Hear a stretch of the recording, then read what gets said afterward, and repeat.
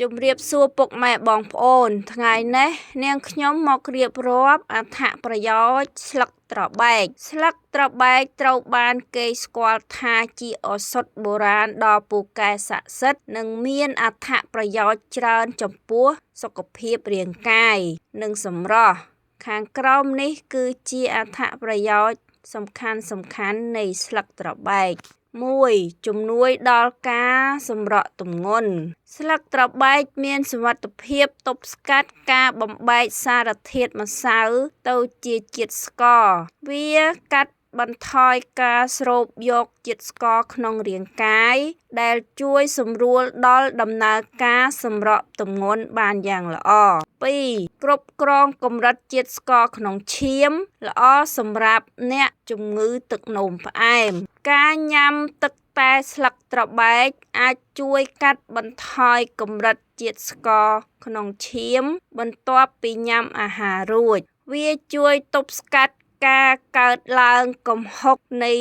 ជាតិក្លូយកូសនិងជួយបង្កើនភាពស៊ាំទៅនឹងអាំងស៊ុយលីន3. សម្រួលដល់ប្រព័ន្ធរំលាយអាហារស្លឹកត្របែកមានសារធាតុប្រឆាំងបាក់តេរីយ៉ាងខ្លាំងក្លាព្យាបាលរោគវាជួយកម្ចាត់បាក់តេរីអាក្រក់ក្នុងពោះវៀនដែលជាមូលហេតុធ្វើឲ្យរាគកាត់បន្ថយអាការៈហើមពោះជួយសម្រួលដល់ការកន្ត្រាក់សាច់ដុំពោះវៀននិងបំបាត់ការឈឺពោះ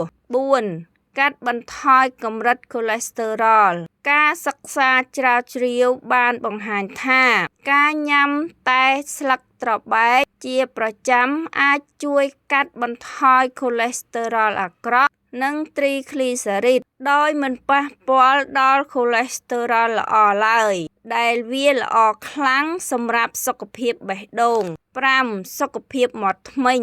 ដោយសារតែវាមានផ្ទុកសារធាតុប្រឆាំងនឹងការរលាកនិងបាក់តេរីស្លឹកត្របែកស្រស់អាចយកមកទំពាឬដាំទឹកខ្ពុលមាត់ដើម្បីបំបាត់ការឈឺធ្មេញនិងអញ្ចាញធ្មេញហើមព្យាបាលដំបៅក្នុងមាត់កាត់បន្ថយក្លិនមាត់6. ថែរក្សាស្បែកនិងសក់ព្យាបាលមុន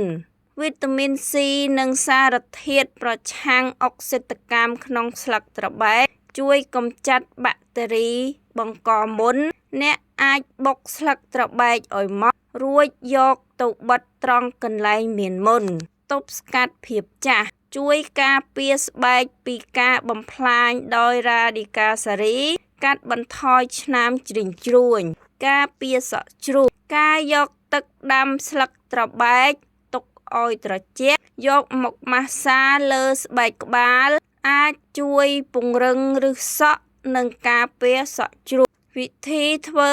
ស្លឹកតែត្របែកងាយយកស្លឹកត្របែកស្រស់ឬ